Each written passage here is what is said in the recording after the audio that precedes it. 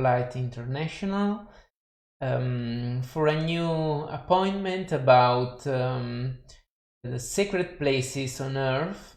And this time we are going to visit, virtually of course, Cambodia, which is a small nation in Southeast Asia and home to some of the best preserved and most fascinating temples of the world, actually. Yes. So, hello, everybody. Nice to be back here on Bridges of Light International. And yes, as Enrico was just saying, today we are going to fly to a new place, a real wonder of ancient times. An amazing place that we have visited and researched a few times. And we were there actually in February, this February, yes, just on time, with a group of people. And we took this group of people to visit and experience this beautiful, magnificent area of Angkor. Yeah, the tour went well. Of course, people were fascinated and always wanted to know more. They felt a lot of energy and a very peculiar sensation on themselves that we also felt, that were really never felt before, even if it's the third time for us that we went there. The first time to visit, the second time to study very deeply in order to understand their spiritual secrets, and to prepare, of course, for a tour that we we organized for some people that subscribed in order to have really those incredible experience of meditation inside these very ancient temples, totally engulfed inside the jungle. So a very strong emotion. Yeah. And we are actually now saying hello to Mara, who is watching us, and I'm sure she's also watching us because she wants to practice her English. So hi, Mara. Hi. And everybody who is here, hello, a big hello, and of course a big hello to all the people who are going to watch this live. Yes, later on, this speak and this speech and this talk later on, because it's impossible for them to watch it now. Hi, Laura. Yes. And Ivania also. Yeah. We have already some people. All right. Checking in. And so let's begin the tour. Yes.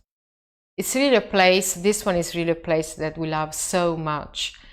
And we will be always very happy to go back, you know, if we have the chance to go back. There are really places that are so warm in our heart. And Sardinia is one of these places, and the Canary Islands and Egypt, but Angkor and Cambodia are really warm in our hearts, because it's also because of the people who live there.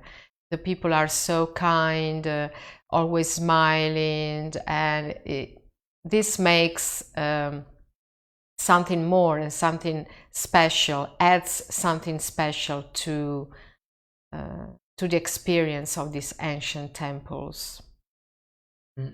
Yeah.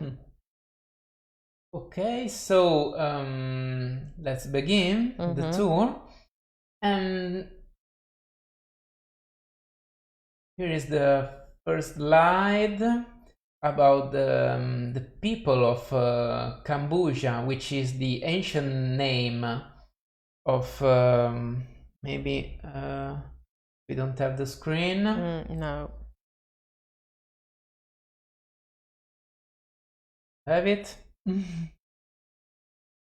Okay, the people of Cambodia, which is the ancient name of the civilization, lasted from more or less 800 BC until 1200 BC.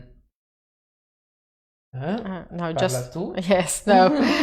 We were just having a look at some technical. Oh, this is Egypt. Sorry. Yeah, this is the other one. So yeah, just a moment, please. Because of course, it is sometimes are the problems with direct. Yeah. So here we are. Yes, here we are. It was okay. All right. Okay. Yes, here we are. Sorry about that. Yeah. But sometimes, you know, when you are live, these things happen.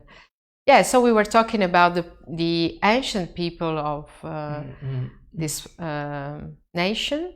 And the culture was already developing since the 1st century AD, and because of the influences of the Indian cultures, and Indians came with boats in order to trade different material resources, and trading resources, they share their spiritual knowledge that went on also in Indochina and in the lands nearby, like Indonesia and all the area around there.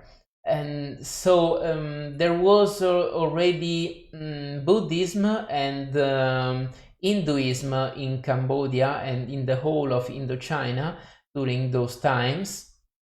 But the Angkor dynasty came to eventually to a very big development around 800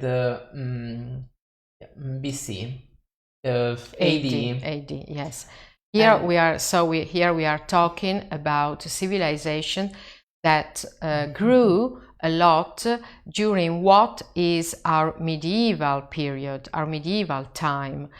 And so we are not talking about a very ancient civilization, but we have to say that the roots of the construction, the building of the temples of Angkor and other parts of Cambodia actually are much, much older, because they are actually related to, yes, a very old period before Christ.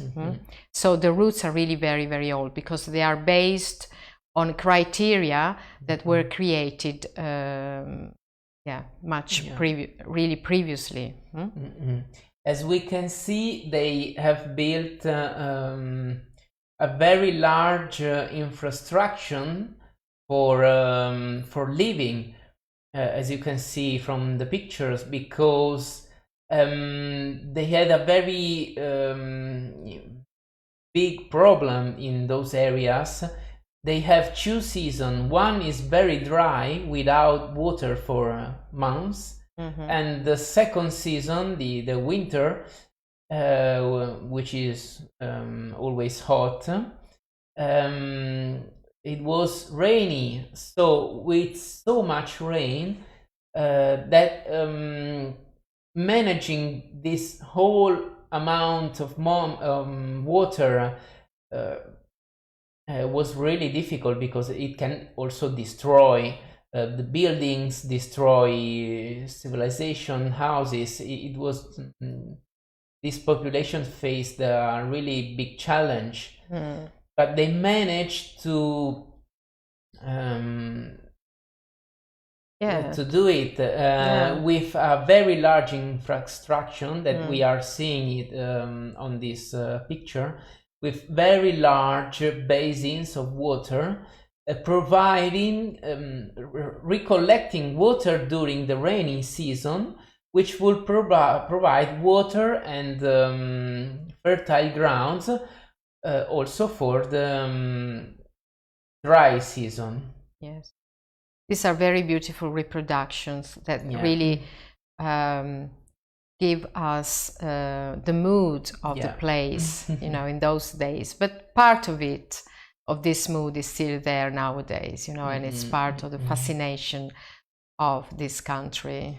This is the area of the Mekong River and the Mekong River basin, which is a floating river, and that will engulf a lot of lands. Cambodia is here nowadays, but at those days, actually the Cambodian kingdom will take most of Thailand, the whole of Cambodia, some of Vietnam, and many other lands around.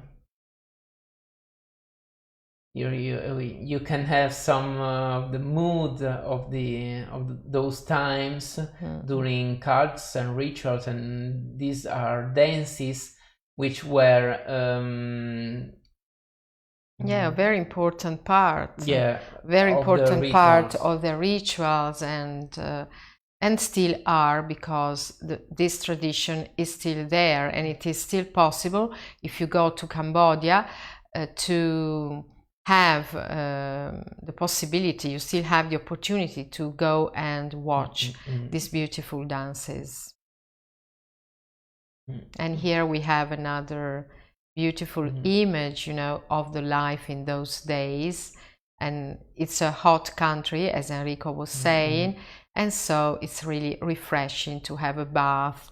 And so nowadays in the hotels that you find there are always swimming pools, so that you can have a bath and swim, you know, to cool down after a hot day, maybe visiting the temples. These you are seeing now, of course, are ancient bath sites built by this civilization. Which is called Khmer, the Khmer civilization, and the Khmer people who came originally from the area of Malaysia, and so it is a very peculiar identity. And if you look at the faces of the people of Cambodia, they have quite a dark skin, a bit like the Indians, and then their nose is a bit flat and large, and so it's totally different from, for example, from Japanese or Chinese people. It's a mixed DNA. Yes, but it's like Polynesia and Malaysia. It's really a very peculiar identity that you can see reflected, of course, in their culture, but also nowadays in their food, in their way of living. And this is also part of the fascination of Cambodia. The picture you are seeing now is one of the very recent discoveries archaeologists have done with LIDAR, which is a peculiar new instrument, a kind of radar which can find out more structures you cannot see with your naked eye. And this is an area, a mountainous region very near to the area where the main temples are. And this is the starting point of this civilization, where the Khmer, decided to start in 802 AD their empire, and this area nowadays is a complete jungle, totally impenetrable. Yes, beautiful. You cannot see anything, but Yes. with this instrument they managed to find out all the structure you are seeing now in red. It's an enormous city with roads. The lines you see are the main roads of the city, which are very long. It's something like 20 kilometers long, with an incredible system of temples and again water basins, like you see on the south part of this picture. Yes. And so it began immediately as a population which was able to plot something very, very big on the lands. Very peculiar, advanced techniques of building and moving the soil and managing water to give water and a place called home to up to 1 million of inhabitants. This is one small part of the city, the later city, which is on the plains nearby that hills I showed you before. Yes. And this is the biggest pre-industrial city of the world. It could host 1 million inhabitants. It is something really incredible. The largest ancient city of the world. Something really incredible, how they managed to build of those water basins, not only for food but also for washing themselves and to produce rice. As you know, rice is a cultivation which asks needs a lot of water in order to grow, and with this managing system they managed to do probably 2 or 3, maybe 4 production a year of rice with all the waters they had. Yes, and Cambodia was a kingdom, so they had kings ruling, and those kings were considered like sort of deities, and but they had a very, very profound idea of the sacred, and so everything was anyway oriented towards the expression of the sacredness of life and of creation. It was really a very important dynasty, like Egyptians were. They had the bloodlines, the god king names, so every king had its own godlike name, decided in reference to one of their multitude of deities they had. You are seeing now a part of the city. It's not the whole part of the city, but it's a part. And yeah, you see how well built is. Very it really shows a very precise order, because as for other civilizations in the past, what they wanted to convey, being a sacred place, first of all, was to convey the idea of the harmony, the harmony that we find in the sky, the harmony that refers to all the deities. And so for this reason everything was really built in a very, very precise, ordinate way, which is really beautiful because it gives really this sense of harmony. As I told you before, there were multitude of religions already at the first century before Christ, but the dynasty began as a Hinduist official cult. So most of the temples were built for this kind of cult, in honor specifically to most of them to Shiva, and some of them were built in honor to Vishnu. And in the later part, the last part of the dynasty, the last king decided to convert, to change the state religion to Buddhism. And so the old Indian temples were converted into Buddhist temples, and this emperor also managed to build many new Buddhist temples. So it's mixed. You can see these two main nowadays Cambodia is Buddhist, and so these temples, these ancient temples, are still used today, just like our cathedrals, and they worship, of course, Buddha, because this is the state religion.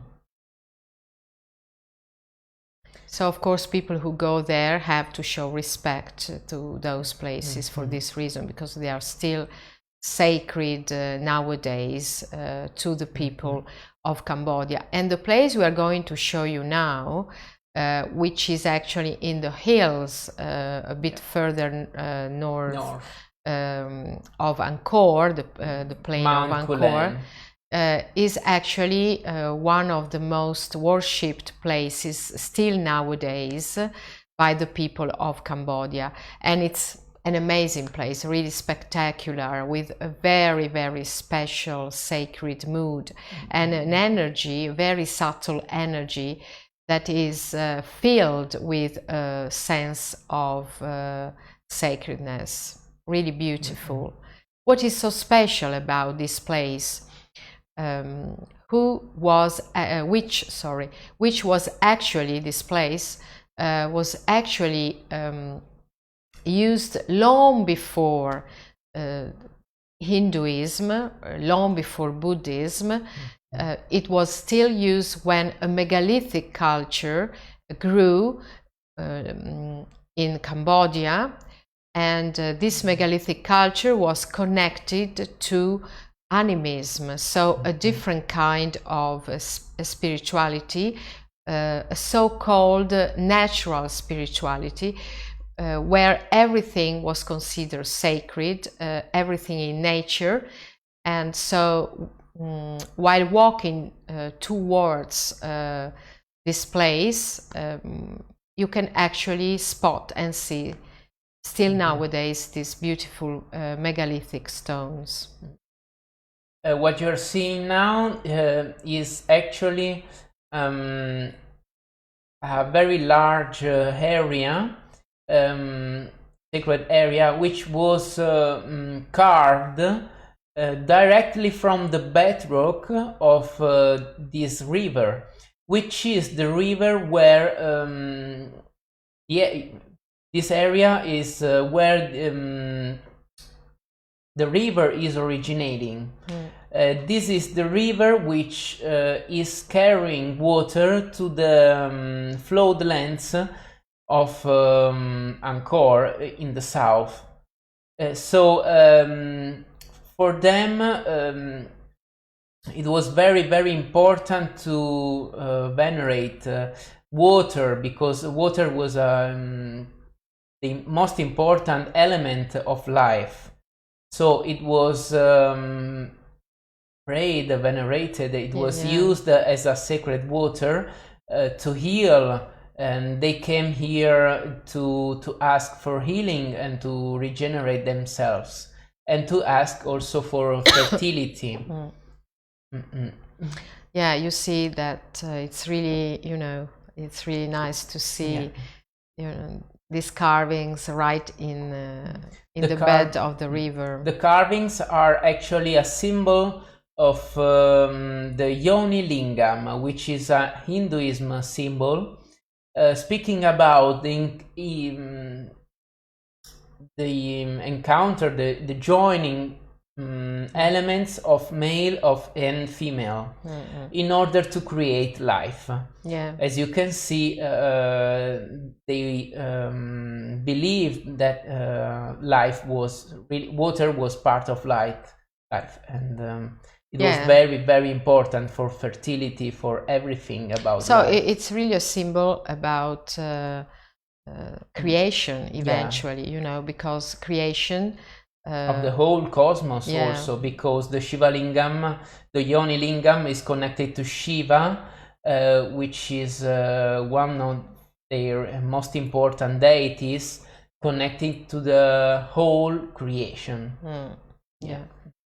So a symbol of life and eternal life at the same time, because it's connected with the cosmos.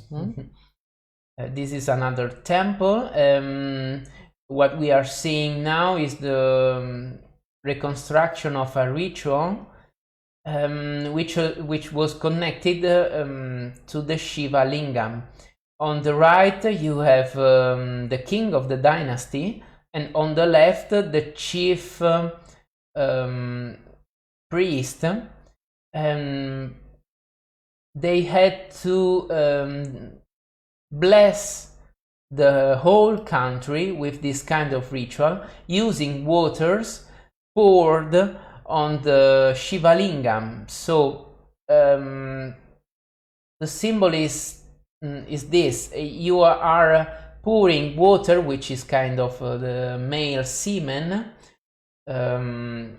coming out from this lingam, which means penis. And this water will be collected by the rock beneath, which is carved like yoni, which means the reproductive female system. So in this way you have both a deity, the Shiva, which is connected to the whole of creation, and the male and female counterparts, which are connected to the creation. And this water was in this way consecrated, and this water was used as a blessing for the whole nation. Yeah. Because as for this dynasty, the godlike king was the symbol of its kingdom, and so all the rituals practices on the king will be spread energetically to the kingdom. It was really a blessing. Yeah. And this kind of ritual is really, as Enrico was saying, is connected to this idea of creation. And in ancient times, as a very famous anthropologist, Mircea Eliade, often underlines in his texts, in his books, is that people in ancient days always wanted to celebrate the idea of creation, this vision of creation, and very often every act, even sometimes daily acts, were connected to this idea of creation that was celebrated all the time. It really was a way to remind us of creation. And as human beings, we are also creative, a creative species. And this is the temple where this ritual I spoke you about was taking place. And it's as you a can bit see, like a step pyramid, you know, yeah, with different levels, and there are very steep stairs. They are really very steep. When you climb, you really realize how steep they are. And again, here you see that everything is within this jungle, and that's really very, very nice, and it gives a special mood to the visits of these places. The topmost part of this temple is missing because it was not built with stones, but instead with wood and covered in bronze. So at those time it's shown during the sunset and the sunrises. So think about the light this temple would have emit. Yeah, they were really magnificent. Yes, here we have another view. Yeah, of course we have the symbol of water. You can see elephants along the stairway, so this means this temple is connected to the element water. It is consecrated to the element of water, and it was also connected to the female principle, because this ritual was in fact had taken place every time it took place in honor of the Nagini, which is the statue you see here. The Nagini was an animistic cult. Actually, it was the daughter of the god king of the water, which is this very big dragon or serpent, snake. This snake was the god of the place, of the whole area of Angkor. The Genius Loci. The Genius Loci, yes. Yeah. And so in order to ask for fertility and abundance, the king had to ask it to the daughter of the spirit king. Yeah. And here now we are going to have a look at another amazing temple that we have there in Angkor, Phnom Bakheng. There are actually hundreds of temples in the area, you know, so that's also another amazing thing. And this was built actually on a hill, you know, so it's a bit higher on the area, and so you have to climb on a hill to get there. And at first, here we have some views. At the moment it is being restored. Again, you see those steps, and you have really to climb a lot of steps in these temples, and they represent the idea that anyway, before we get to enlightenment, we have actually to work on it, you know. So, and of course this work goes life after life, because both Hinduism and Buddhism believe in reincarnation. Yes, so let's have a look at other. Here we have the plan of the temple. So here we have to underline that the temples of Angkor have a plan that is connected with the symbol of the mandala. And this again, it refers actually to the idea of a sacred geometry, everything so precise, you know. It's a sacred geometry, a geometry of harmony again, because the mandala is really very, very, it conveys this idea of harmony. And all of them are built on this idea. this temple represented the whole of the creation, because whatever the perspective you have of the temple, you can count 33 towers. Of course, in total they are more, but every time you look at it, you will only see 33 towers, which are the 33 main deities of Hinduism. And 33 has always been, in the esoteric knowledge, has always been considered a very sacred number. And this temple is also connected to, in particular, to the cycle of the planet Jupiter. So when you are actually... Which is the god Indra in Hinduism. Yeah. And when you are actually inside this temple, you actually feel a strong energy, of course, and you feel you are connected to something that is higher than ourselves, than our daily life, something really that is connecting us with the cosmic plane, you know. And when you think it is connected with a precise planet, then you can actually connect with the planet itself. When you go there and you have this awareness, and planets are energies, so they are consciousness.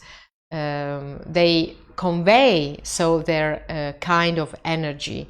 And people in those days were very much connected with the idea of living in cycles, of being connected with the order of the planets, and so they really had this awareness.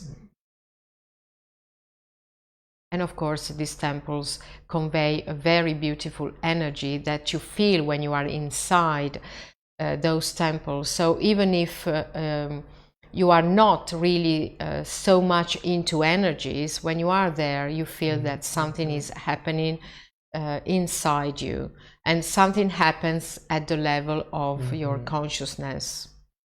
Yeah. This is a temple dedicated to the male and female principle, and the four side towers. Yeah, here we can see it. Of course, the main tower is dedicated to the whole of the creation. It represents the axis mundi, the main axis of the world.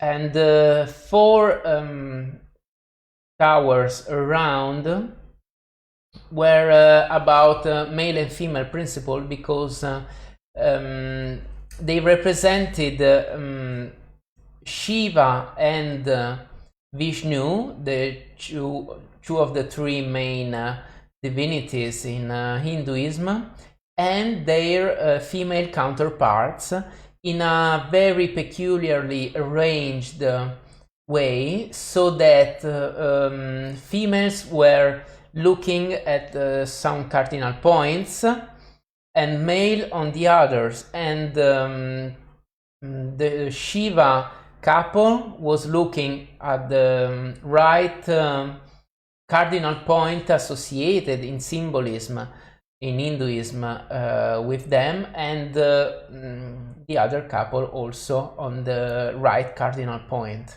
Yeah, so you see there is really like a fil rouge, a thread, you know, connecting. A sacred order. Yeah, a sacred order, connecting, you see, all these places, you know, and they underline similar principles. Here you have another reconstruction. Yeah, beautiful, of the king and the people worshipping and giving offerings.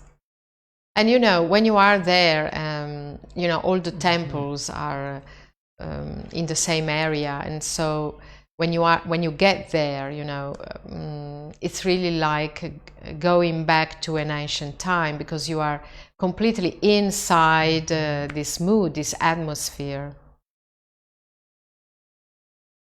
Yeah, you are not disturbed by anything modern when you are there. Here you see how steep the stairs are, and you see how high these temples are, you know, because you see the proportions of the people.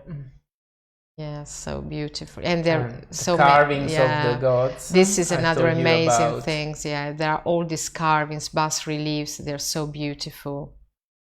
Yeah. This was covered in gold instead.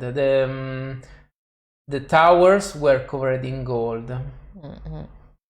So again, it's shown at the rising sun. Yes. You see the people. Yeah, temple mountain, like a mountain, you know, the mountain temple, because they are connected to Mount Meru, Enrico. Yeah, of course.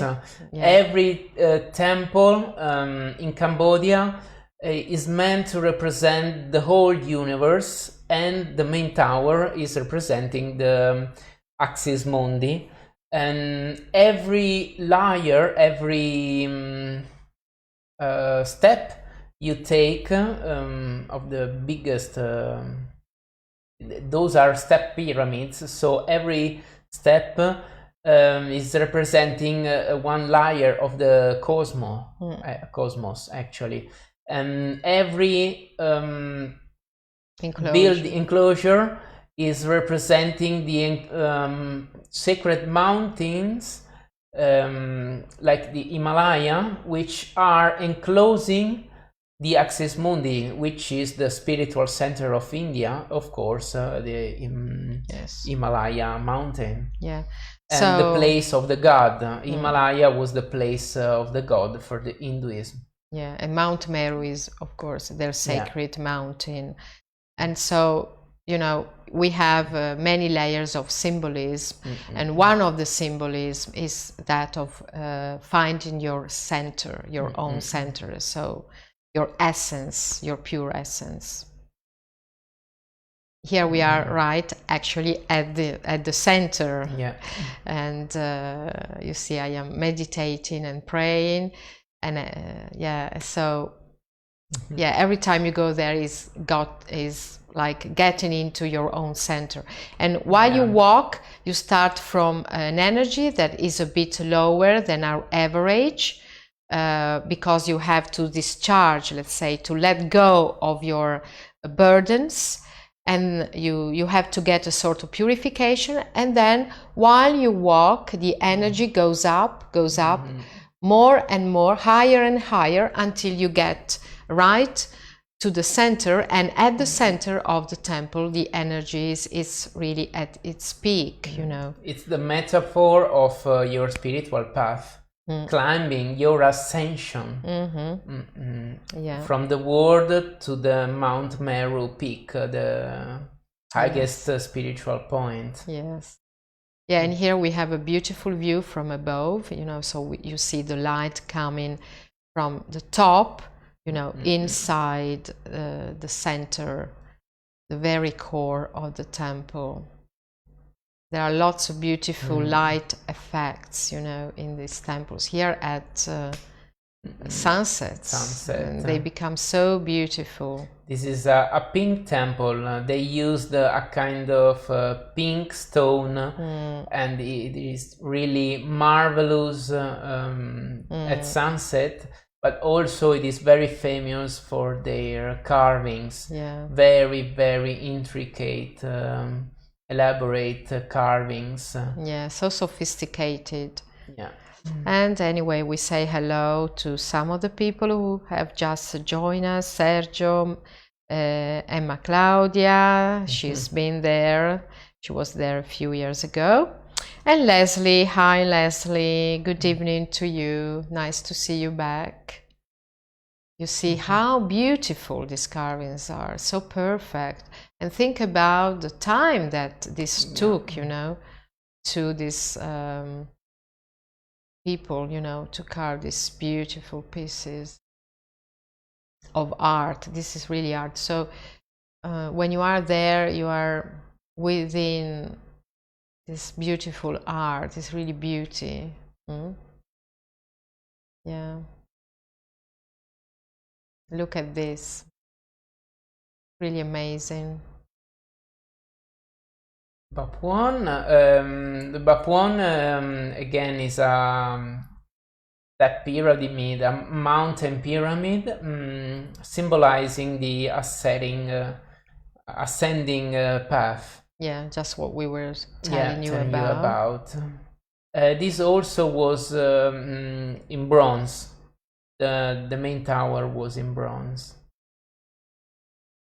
Yes, and here you have the causeway. The causeway going to. They're usually quite long causeways to get to the temple. So it's really a path, you know, walking step after step, just like our life. So a symbol of life. This is a very steep temple. It's so beautiful. The most difficult one to reach. You see, it's very nice to see it in different perspectives, you know, with all the yards and the enclosures. Yeah, and the steep stairs. And it's very good if you have time, you know, and it's actually important to go there and have time to visit these places, you know, not in a rush. And so it's a very good experience to walk slowly and feel the change in energy and feel what happens in your body, inside yourself, while you walk and visit these temples. We are actually planning to go back next year in February with Megalithomania, this British association dealing with megalithic places. And so we are actually planning right now this trip for all of you who could be interested in going there. We are going back there next year because it's really a place worth seeing. I'm writing down the website if you want to connect, and soon the whole itinerary will be ready and published on the website. Here you have the god Vishnu, which has a different meaning, different symbols. About let's say Shiva was about the whole of the creation, like the Om principle in Hinduism. When you pray to Shiva, you try to reach an expansion, a spiritual expansion of yourself, connecting with the whole creation. And Vishnu instead is above the creation. Is a god that started the creation from outside our universe. So it is all about detachment from the material world. This is the meaning of Vishnu. They dedicated one of the two main temples of Angkor, which is Angkor Wat, which is the biggest temple in the world. So it's really amazing. Kbar Spehan again, the carving on the bedrock. They are also dedicated to Vishnu. As you can see, there's a bas relief of Vishnu lying down on his bamboo platform, which is, according to the legend, floating above the creation. So he is reflecting, observing the creation from a distance all day long. It's so beautiful. As well, this carving is so beautiful. Legends say actually one breath of Vishnu is, I don't know how many thousand years, because every time Vishnu breathes, it creates an infinite number of universe. And when he exhales and when he he nails the whole of creation is destroyed to begin again another cycle. Yeah, it shows, of course, in a mythical way, expansion and contraction of the universe. So I think it was 84,000 years. One breath of Vishnu, which is the whole circuit of the yugas. When you live all 4 yugas, you will have Vishnu breath. Yeah, so yugas are cycles of time. So it was a way for the ancients to mark the time. But it's really always amazes me how the ancients actually knew about universe and how universe works, you know, because nowadays science just confirms what we can actually see in the ancient myths, you know. This is Bantai Samre, which is also dedicated to Vishnu. It's another amazing temple. Yeah, built in the Angkor Wat style. So very similar. And this is the sun and the moon bas relief with the 2 associated gods inside the discs. Of course, in a sacred spirituality that was so very much connected with the cycles of the cosmos, the sun and the moon had a very important role, just like in many other civilizations. Yeah, this is Angkor Wat, the biggest temple of the world, as I told you. Here you can actually see how big it is. Look at the causeway. And if you look at the people, you know, walking, you see the proportion of the people and the place. It's really huge, you know. It's 1 kilometer dot 6 or something per side, every side. Yeah, it was built by the King Suryavarman II. And it was at the time when this culture was Hinduist. Yeah, Angkor Wat is a recent name, actually. The original name means literally Vishnu's abode. Vishnu's abode actually is one of the spiritual layers of the creation. In Hinduism, you have 33 different dimensions, as I remember well, and and Vishnu abode is one of the highest layers of the creation.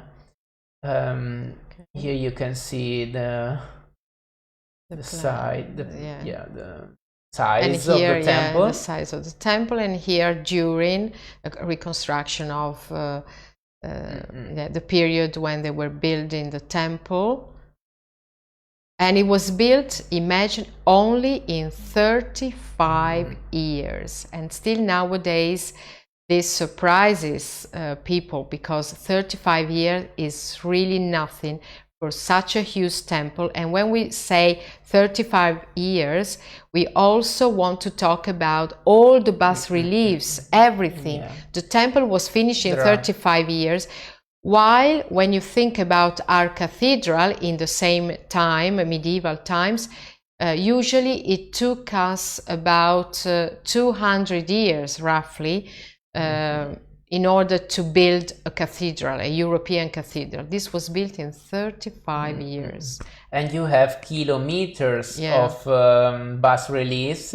This is one of the central part of the main bas relief. There are different bas relief running all around the enclosure. And this is literally the legend of the myth, Hinduism myth of the creation, with Vishnu at the center of the world, managing to doing a kind of play of the rope in which gods and demons were pulling the rope, and this rope was wrapped around the Mount Meru, which was floating above the ocean of milk, so the ocean of creation. When the gods and demons were pulling, every time Mount Meru was turning. Because of this pulling of the rope. It was like whirling, really. Whirling, yeah. And the whirling of the Mount Meru of the Axis Mundi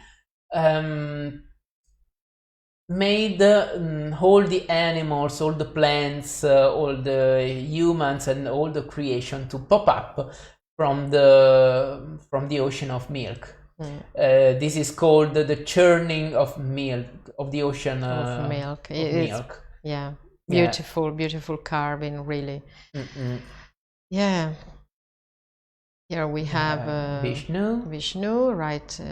Vision of in the middle. And heavenly dancers dancing in the sky, helping energetically this myth and this creation to unfold. Yeah. Yeah, so I think we can go on a little bit more. Okay.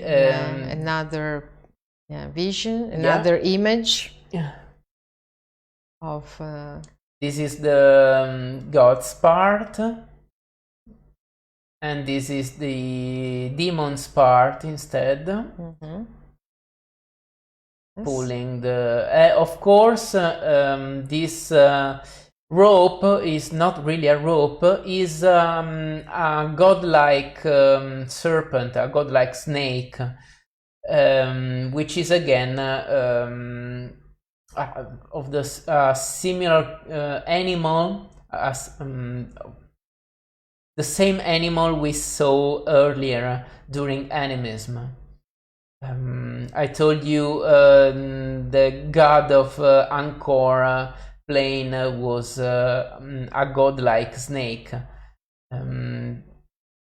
This is a kind of sacred animal inside the Hinduism mythology. Yeah, and here some images of the temple. Beautiful. And here we see the towers that are really spectacular. When you see, this pool of water reflecting the towers, and these towers are really beautiful to see right in the morning when the sun rises, because the sun rises in between these towers, and these towers are the connection of with the sky. They represent the connection with the sky, and energetically they actually expand the cosmic energy throughout the temple in a beautiful resonance. So we have a main tower and then the other towers all around, and they create, all of them together, a resonance. So the main tower gets the energy, the main energy that then resonate with all the other towers, and in this way an amazing energy is created in the place. But we have to think that at the same time we have the energy from Mother Earth, the telluric energy, because the temple was always built starting from the center, just like in ancient Egypt. And so right in the center there was a well of foundation that was built and consecrated, and from there we get the energy, the earth energy, that then merges with the energies coming from above, and they create an amazing resonance all around the site, and something that you can really feel, especially if you go there and you take some time to meditate or just to feel the energy of the place. It is there, it's impossible not to feel it. Okay, I think we will do the Buddhism part another time. I will leave you here with the schematics we managed to measure with our dowsing techniques to show off this resonance Arianna was talking about. These red dots are the various towers, main towers. And so this is the field, energy field of the first tower, touching the four side towers. The four side towers will start to resonate and emit with their own fields, enlarging the energy to the other towers, and again the expansion. Yeah, so you really have this expansion.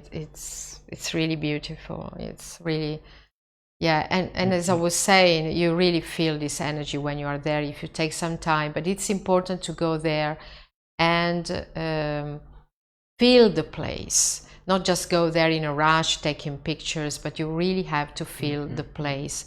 I think next time we will show also some pictures of the sun at dawn. Because anyway, this temple, and this is the last thing we are going to tell you before we leave you, this temple is anyway connected with the equinox. So every year at the equinox, 2 times a year, you have the sun actually getting right on the top of the main tower, the prasat, as it is said in their language. And it's a spectacular moment, and it is possible anyway to go to Angkor Wat at dawn, because they organize visits at that time of the day, and it's really a special thing to do, really very special experience. So here we are, an hour passes by so quickly, especially, you know, so quickly when we talk about such special places, that even talking to you are giving us a lot of emotion, and we hope that the same kind of emotion is getting to you, that we manage to send you the emotion, the same emotion we felt when we were there and we visited and researched these spectacular places, and spectacular places of sacred architecture. And so thanks for being here. Thanks for all the people who are going to watch this video later on, and see you in a week's time. Bye. Bye bye.